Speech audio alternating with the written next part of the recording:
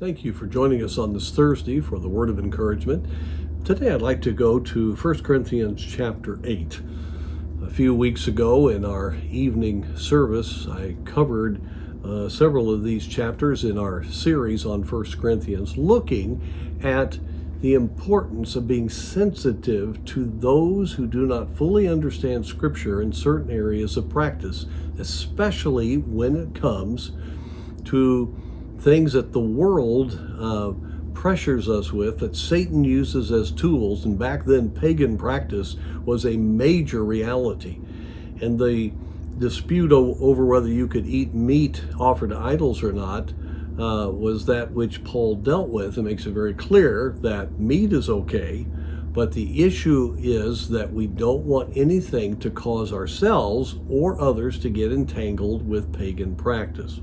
Well, with that in mind, he says in verse 12 of chapter 8 of 1 Corinthians, "But when ye sin so against the brethren, and wound their weak conscience, ye sin against Christ."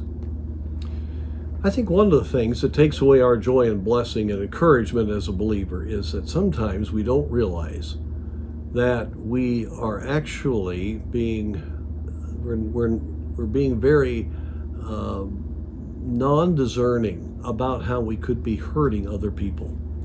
You know, there's such a desire to be conformed to this world, and we know we shouldn't be involved in things that'll really hurt us, but there's just a lot of nuances with technology, with other practices that are out in the world today that we get into that's just part of what our culture is. We don't realize we're hurting ourselves at times, but we're actually hurting younger Christians or more immature Christians that are looking to us. And what I want us to understand is when we are not careful about the consciences of others, it says ye sin against Christ. I had read this, of course, many, many times. I read the Bible through every year. But when I studied it this time for the message, that screamed out at me, ye sin against Christ. If there's anything I don't want to do, and I would think you don't want to do, and that is to sin against Christ. But when we wound someone else's conscience by being cavalier about doing things we want to do, watching things that are borderline, going to places that aren't really suitable for Christians, maybe wearing some things that are just questionable as far as a good testimony or right on the edge of biblical principles. May not be the biggest deal in the world, but it causes sometimes a person looking to you to go much farther into the world than you're going.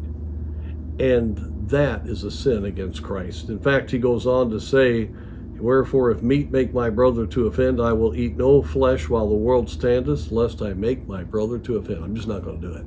I'll give up my rights. You see, there was a reason why Paul had such a close relationship with Christ. He had the heart of Christ. He didn't want to sin against Christ. You know, if believers would just get a hold of this, we would be far more careful in how we live. I grieve when I see so many believers in which it's very hard for you to tell whether they are a believer or not by their choices that they make. They say, well, how does this affect encouragement? Well, let me just say, if you're sinning against Christ, you've lost an edge. There isn't the Spirit of God's power in your life, because the Spirit of God is always going to reveal that that's hurting others. That's not what Christ wants you to do, which means we're not listening to that voice. Therefore, we are not controlled by the Spirit. You know, many Christians can give this eloquent argument about why I can do this, why I have the freedom to do it, but you can just tell there's an emptiness in their life. And the problem is they're going against what the Spirit of God is saying. So we want to love others, to protect them, and we want Christ to be honored. And in doing so, the Spirit of God encourages us. It all goes together. May God help us to be an encouragement to others, as well as letting God encourage us.